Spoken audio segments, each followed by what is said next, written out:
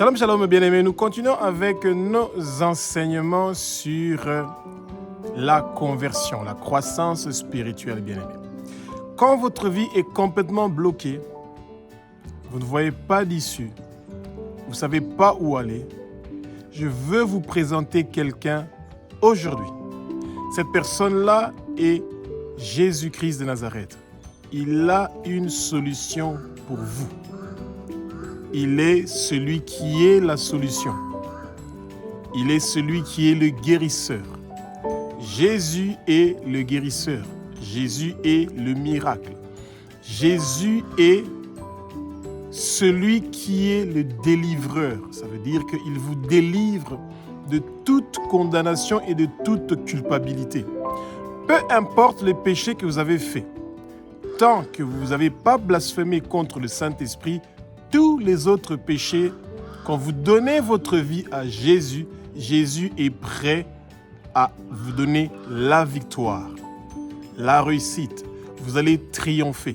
Quand vous donnez votre vie à Jésus, vous avez pris la meilleure décision de votre vie. Parce que les chaînes commencent à être brisées dès maintenant. Tout ce qui était en train de vous lier avec le monde est en train d'être brisé maintenant parce que vous donnez votre vie à Jésus. C'est la meilleure décision que vous pouvez prendre, bien-aimés. Et ne regrettez pas parce que vous avez donné votre vie à Jésus. Il n'y a aucun péché que Jésus ne peut pas pardonner. Je dis bien aucun, à part le blasphème contre le Saint-Esprit.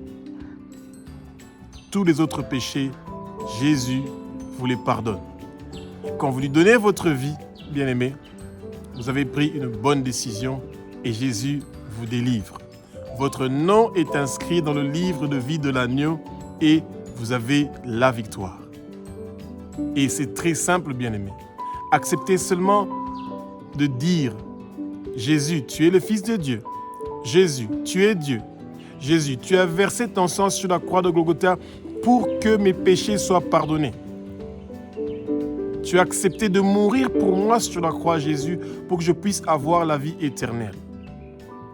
Tu as accepté d'écrire mon nom dans le livre de vie de l'agneau, par ton sang que tu as versé sur la croix. Maintenant, je me tourne vers toi, Jésus, et je sais que je ne mérite pas, mais par ta grâce, maintenant, je suis sauvé. Je suis enfant de Dieu. Maintenant, je t'appartiens. Tu me marques avec ton sang précieux. Mon oreille, mon pouce, mon orteil sont marqués par ton sang précieux. Je t'appartiens. Et c'est pour ça que personne n'a le droit de me toucher. Bien-aimé, que le Saint-Esprit prenne le contrôle de ma bouche, que ce que je veux dire, ce ne sont pas les paroles qui viennent de moi. Ce sont les paroles qui viennent du Saint-Esprit, qui sont inspirées par le Saint-Esprit. Que les écailles tombent, que l'écran qu'on avait mis sur vous, pour que vous ne puissiez pas voir la vérité, que cet écran-là tombe et que vos yeux s'ouvrent. Vous allez connaître la vérité et la vérité va vous affranchir, bien-aimés. Comme c'est écrit dans Actes chapitre 2 du verset 1 au verset 4, que le vent impétueux du Saint-Esprit commence à descendre maintenant sur vous, que vous parlez pas seulement en langue, mais que vous soyez dans la plénitude du Saint-Esprit. Soyez remplis du Saint-Esprit, bien-aimés, que la flamme, que le feu que le Saint-Esprit a prévu pour vous, que Dieu a prévu pour vous, bien-aimés, que cette flamme-là, que ce feu-là commence à faire ses œuvres maintenant, bien-aimés, et que vous recevez la victoire et la réussite dans toutes choses que le Seigneur a préparées dans votre vie, bien-aimés. Ouvrez votre cœur. N'endurcissez pas votre cœur. Donnez votre cœur à Jésus. Vous allez voir ce que Jésus de Nazareth peut faire dans votre vie. Il est le chemin qui mène vers le Père. Vous n'avez pas un autre choix. Vous n'avez pas un autre chemin. Ou vous choisissez Jésus, ou vous êtes dans la perdition. Et dans la perdition, vous ne voulez pas être là-bas parce que dans la perdition, il y a la colère de Dieu. Et vous ne voulez pas expérimenter la colère de Dieu. Et vous voulez expérimenter sa bonté. Vous voulez expérimenter sa grandeur. Vous voulez expérimenter ses louanges. Vous voulez expérimenter sa sainteté. Vous voulez expérimenter de comment l'adorer. Comment parler de sa sainteté? Comment parler de sa grandeur? Comment parler de sa bonté qu'il a envers vous? Parce qu'il nous donne son souffle de vie chaque jour pour que l'ordre de mission qu'il nous a donné dans Marc chapitre 16 au verset 15, que nous continuons à partir partout dans le monde entier pour parler de son nom. Et c'est ça, vous avez une nouvelle objectif dans votre vie, celui d'amener les âmes vers Jésus, que le peuple tourne vers Jésus. Et c'est ça qui est merveilleux. Et le Seigneur veut vous utiliser maintenant, tout de suite, aujourd'hui, pour servir son royaume. Bien-aimés, Jésus-Christ de Nazareth n'est pas venu sur terre pour nous juger. Il est venu sur terre pour nous sauver. Et c'est pour ça que c'est dommage que vous voyez que de nos jours, les gens sont devenus des champions dans les critiques. Ils sont devenus des champions dans le jugement. Le ministère de jugement est devenu tellement fort et puissant que le peuple de Dieu a perdu le sens. Ils ont mis les gens dans la crainte, dans la peur. Et pourtant, Dieu veut que nous soyons sauvés. Jésus a versé son sang pour que nous soyons sauvés. Il n'y a aucun péché que Jésus ne peut pas pardonner. Nous allons prendre juste un exemple, bien-aimé. Deutéronome chapitre 22 au verset 22, donc chapitre 22, Deutéronome chapitre 22 au verset 22, nous dit ceci, ça nous parle que si un homme couche avec une femme qui est mariée, ils ont commis l'adultère, et bien aimés, ils sont conduits en dehors de la ville et ils sont lapidés, ils sont tués. Et ça veut dire que faire l'adultère est un péché à l'époque des Juifs qui vous faisait lapider, et l'homme et la femme, et vous deviez mourir les deux, bien-aimés.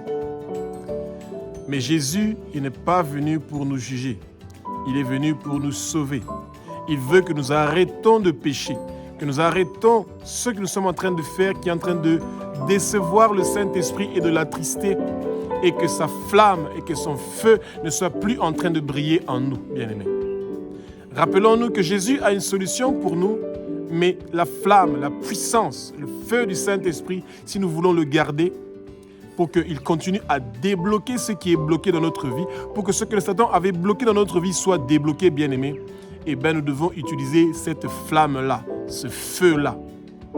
Que tout ce que le Satan avait bloqué dans votre vie soit débloqué maintenant par le feu et la flamme du Saint-Esprit, bien-aimé, parce que vous le méritez. Vous êtes enfant de Dieu. Vous avez ce droit-là de réclamer qui est un changement, une transformation, qui est la délivrance.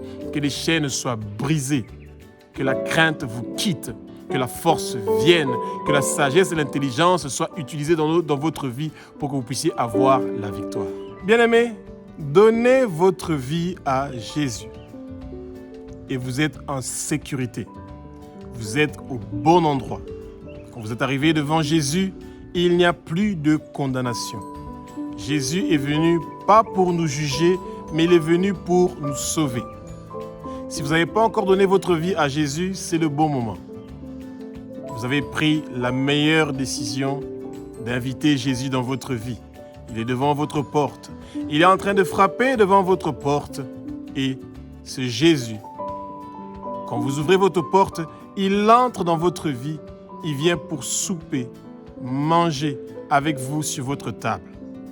Vos lèvres qui sont impures vont devenir pures. Vous allez connaître la bonté du Père.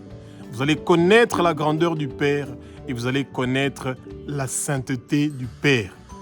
Nous qui étions des pécheurs, eh bien, Dieu avec sa bonté, Dieu avec sa grandeur, Dieu avec sa sainteté et avec le sang que Jésus a fait couler sur la croix de Golgotha, il nous rend purs, il nous lave, il nous nettoie et nous purifie. Jean chapitre 8, du verset 1 au verset 11, nous parle de la femme adultère, que les pharisiens et les sadducéens ont emmené. Il y avait un grand engouement. Ils l'ont emmené devant Jésus. Et ils lui ont dit, « Maître, cette femme, nous l'avons trouvée en train de commettre l'adultère. » Et bien aimé, ils venaient pour tenter Jésus, pour voir ce qu'il va dire. Parce qu'il guérissait les gens le jour du sabbat. Et que Jésus était en train de faire des miracles le jour du sabbat. Et c'est pour ça que tout le monde se disait, il ne peut pas être un Messie parce qu'il ne respecte pas la loi. Vous voyez, bien-aimés, et pourtant Jésus est venu pour confirmer la loi. Et c'est ça. Et il se disait, avec le piège du sabbat, c'est passé, il a trouvé une raison, parce qu'il avait dit, si un de vos moutons est tombé dans un puits, est-ce que vous n'allez pas aller le chercher ce jour-là? Vous n'allez pas aller le chercher dans le puits où il est tombé parce que c'est le sabbat? Eh bien, il avait eu raison sur ce qui était en train de chercher à nuire à sa réputation. Et maintenant, ils ont amené cette femme adultère pour voir cette fois-ci qu'est-ce qu'il dira. Ils ont dit à Jésus, Moïse nous a dit qu'une telle femme doit être lapidée. Et toi, qu'est-ce que tu dis? C'était l'ultime test. Jésus ne nous a pas répondu. Il a continué à écrire par terre, bien-aimé. Ce que Jésus était en train d'écrire par terre, c'était « Pourquoi vous ne pardonnez pas ?» Vous devez pardonner 7 fois, 70 fois, 70 fois. Lisez ma parole. Lisez ma parole. Il continuait à écrire. C'était « Lisez ma parole ». Mais est-ce qu'ils étaient en train de lire ce que Jésus était en train d'écrire? Non, ils ne lisaient pas. Ils étaient occupés avec la raison qu'ils étaient très sûrs d'avoir. Et en plus, quand on parlait d'adultère, dans Deutéronome, nous venons de le lire, Deutéronome 22, on parlait de l'homme et la femme devaient être lapidés. Mais là, ils avaient amené une femme. Et pourquoi ils n'avaient pas amené aussi l'homme bien-aimé? C'est sûrement parce que l'homme était aussi un pharisien. Et ça veut dire qu'eux aussi, ils seraient dans les fautes. La femme était terrifiée. Elle avait vu sa mort arriver. Des fois, nous sommes terrifiés et nous voyons notre mort arriver.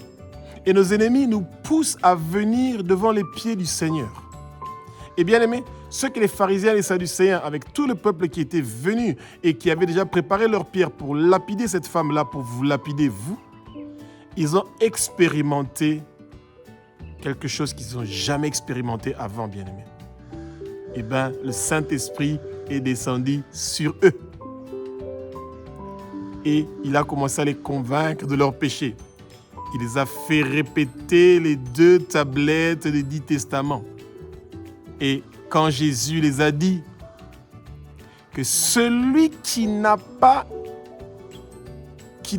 commis un seul péché, qu'il prend la première pierre et qu'il jette sur la femme. Bien-aimé, le Saint-Esprit avait pris le contrôle de toute cette masse de gens qui étaient venus. Et les gens qui étaient très déterminés de ridiculiser Jésus, de lapider la femme et éventuellement de lapider aussi Jésus, de vous lapider vous, eh bien, ils avaient oublié qu'ils avaient amené cette femme-là adultère chez celui qui sauve. Ils avaient amené la femme adultère, pas chez lui qui condamne, mais que chez celui qui pardonne, celui qui guérit. Et ça, c'est merveilleux. Et tous les pharisiens et les sadducéens ont commencé à reculer en arrière, un à un, avec leurs enfants. Tout ce spectacle s'est terminé en fiasco.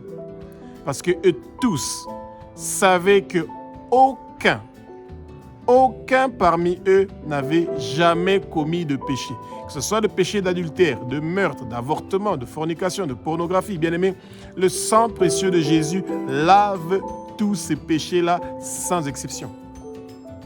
Et nous devons nous rappeler que quand nous sommes condamnés, oppressés, tourmentés, traumatisés, et que les gens veulent absolument nous faire du mal, il y a un seul lieu où vous pouvez partir pour vous réfugier.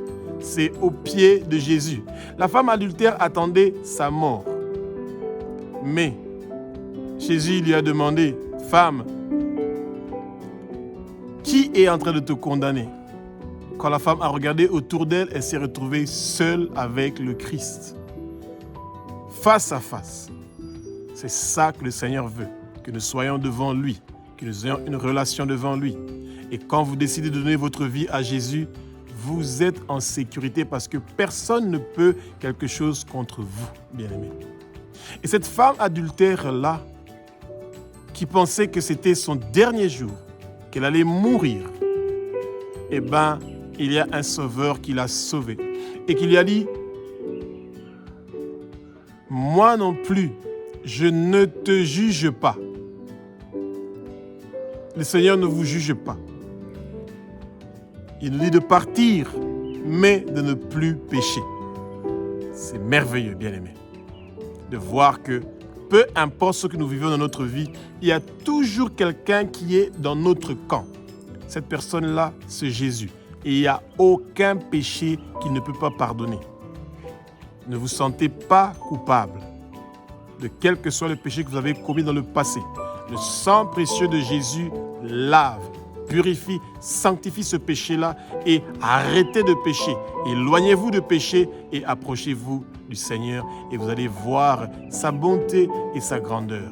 Bien-aimés, ne faites jamais confiance aux pharisiens. Qui sont les pharisiens, bien-aimés? Les pharisiens, ce sont les pharaons de votre vie. Les pharaons sont ceux qui veulent vous garder dans l'esclavage, que vous travaillez pour eux, que vous travaillez pour construire leur vie, pour qu'ils soient dans le luxe et que vous soyez dans la pauvreté. Ils veulent avoir le dessus sur vous. Les Goliaths de votre vie, ces gens qui veulent absolument vous voir mourir, souffrir, pour qu'ils aient raison, qu'ils sont plus forts que vous. Les Sanballat et les Tobija qui ne veulent pas que vous puissiez construire votre vie, que vous ne puissiez pas construire votre projet, que vous ne puissiez pas arriver à la fin de votre projet. Les Péninas qui se moquent de vous parce que vous n'avez pas d'enfants, parce que vous n'avez pas de richesse, parce que vous n'avez pas de biens. La liste, elle est longue de tous ces hypocrites professionnels qui attendent de se moquer de vous et de vous voir en train de souffrir. Mais heureusement qu'ils ne peuvent rien contre nous, bien-aimés, parce que quand vous donnez votre vie à Jésus et que vous acceptez qu'il est le Fils de Dieu, qu'il est Dieu, qu'il a versé son sang sur la croix de Golgotha pour vous et que vous abandonnez vos péchés, bien-aimés, quelque chose change directement. Vous vous tournez vers Jésus. Et quand vous vous tournez vers Jésus, vous vous tournez vers la victoire. La victoire vous donne le triomphe. Vous pouvez courir avec le drapeau, la bannière de Jésus, cette bannière qui vous donne la victoire. Et quand vous plantez cette bannière-là dans votre vie, tous vos ennemis qui vont venir, ils vont savoir que celui-là, il ne faut pas le toucher. Il a le drapeau de la victoire qui s'appelle Jésus, le roi des rois, le Seigneur des seigneurs. Celui qui est venu pas pour nous dominer, nous manipuler ou nous contrôler, mais il est venu pour nous libérer. Il est venu pour nous délivrer, bien-aimés. Et c'est beau que les chaînes commencent à se briser maintenant, que les liens commencent à se briser maintenant. Que tout le travail que les pharaons de votre vie, les Goliaths de votre vie, les Sanballat et les Tobija de votre vie, les Péninas de votre vie, tout leur travail est lié, enchaîné, déraciné de votre vie et jeté au feu au nom puissant de Jésus de Nazareth. Bien-aimés, Jésus veut absolument que vous ayez la victoire. Il veut que vous ayez la réussite, que votre nom soit inscrit dans le livre de vie de l'agneau et ne soit jamais effacé. Et c'est la même chose avec votre famille. Tournez-vous vers Jésus. Quand vous vous tournez vers Jésus, votre nom est inscrit dans le livre de vie de l'agneau. Vous portez les vêtements blancs et votre nom ne sera jamais effacé dans le livre de vie de l'agneau. Vous recevez des cailloux sur lesquels est inscrit votre nouveau nom que personne ne connaît. Ce nom-là, c'est le nom de la victoire. Vous êtes effacé des listes du monde des ténèbres où on avait écrit que votre dernier jour sera à telle date. Il n'y aura pas de mort prématurée dans votre vie au nom puissant de Jésus de Nazareth. Bien-aimés, vous n'allez pas mourir. Vous allez vivre et déclarer les œuvres de l'Éternel, les amis, parce qu'il vous donne la victoire. Nous avons la victoire avec Jésus. De la même manière que la femme adultère, dans Jean chapitre 8, du verset 1 au verset 11, a été condamnée par le peuple, mais a été sauvée par Jésus. Jésus vous sauve aujourd'hui. Jésus vous sauve maintenant.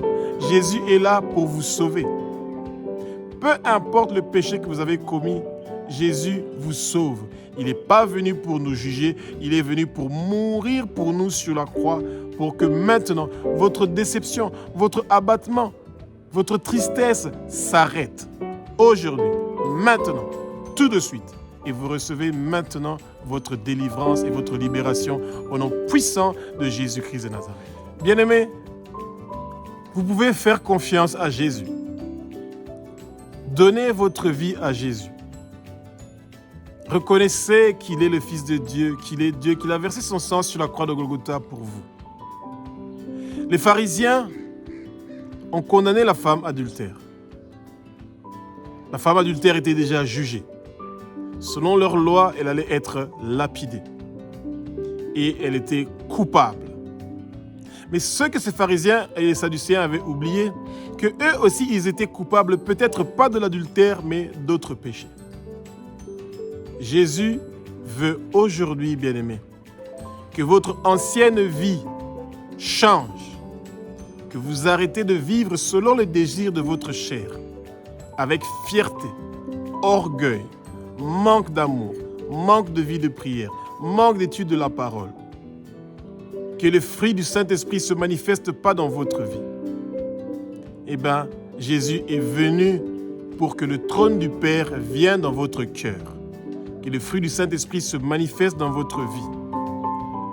Et que Dieu soit glorifié à travers votre vie, à travers ce que vous êtes en train de faire, bien-aimés. Et le Seigneur est un Dieu qui est merveilleux. Il veut se rassurer que vous êtes son enfant et lui, il est votre Père. Et nous partageons les mêmes valeurs. Nous partageons la même bonté. Nous partageons la même grandeur et nous partageons la même sainteté. Dieu veut que nous lui ressemblons. Au commencement, Dieu nous a créés selon leur image et leur ressemblance. Leur image et leur ressemblance est caractérisée par l'unité. Jésus, le Saint-Esprit et Abba, notre Père qui est aux cieux, notre Dieu, notre Roi, ils sont unis, ils sont un. Toute chose qui amène la division dans votre vie ne vient pas de Dieu, bien-aimé. Ton père est sorcier, ta maman est sorcière, ton frère est sorcier, ta sœur est sorcière, quelqu'un de ta famille est sorcier. Dans ton quartier, il y a des sorciers. Bien-aimé, les gens qui sont toxiques dans notre vie, oui, nous prenons distance avec eux. Mais de dire que ces gens-là, ce sont des sorciers, donc on ne va plus jamais les parler et on ne va plus jamais ceci, etc. Bien-aimé, ce n'est pas ça qui manifeste, qui montre que vous avez donné votre vie à Jésus. Quand vous avez donné votre vie à Jésus, les désirs de la chair, vos réactions du passé n'appartiennent plus à votre vie d'aujourd'hui. Maintenant, vous laissez le Saint-Esprit agir dans votre vie et faire ce qui est bien dans votre vie. Demandez au Saint-Esprit de vous donner la force de faire ce qui est bien, de faire la volonté du Père. Que la volonté du Père dans le ciel, sur la terre, soit faite pour votre vie, bien-aimés. Qu'il y ait un changement, une transformation qui se fait maintenant. Quand vous avez donné votre vie à Jésus, que le changement et la transformation viennent. Que tout ce qui était bloqué par le monde de ténèbres dans votre vie soit débloqué maintenant. Que votre étoile commence à briller. Que votre étoile brille et ne s'éteigne plus, bien-aimé. Et que votre destinée retourne sur le bon chemin. Que toute personne qui a prononcé des mauvaises paroles, des malédictions, pour que votre destinée ne puisse pas arriver à maturité ou que vous ayez une mort prématurée, cela ne va pas réussir et prospérer parce que toute arme forgée contre vous ne va pas réussir et prospérer, bien-aimés, parce que le Seigneur vous donne la victoire. Maintenant et toujours et éternellement, parce que votre nom est inscrit dans le livre de vie de l'agneau. Jésus est le seul qui peut pardonner vos péchés. Jésus est celui qui a été envoyé pour mourir sur la croix. Lui qui était un roi, mais il a quitté son trône pour venir sur terre, pour mourir une mort horrible, de verser son sang pour que nos péchés soient pardonnés. Et Dieu est un Dieu qui ne fait pas le favoritisme. Non, Dieu n'est pas un père qui fait le favoritisme. Abraham avait fait le favoritisme. Il a demandé à Ismaël de partir parce que il ne devait pas partager les richesses avec Isaac. Jacob avait fait le favoritisme. Il aimait Joseph et Benjamin plus que ses autres enfants. Ça, c'est le favoritisme.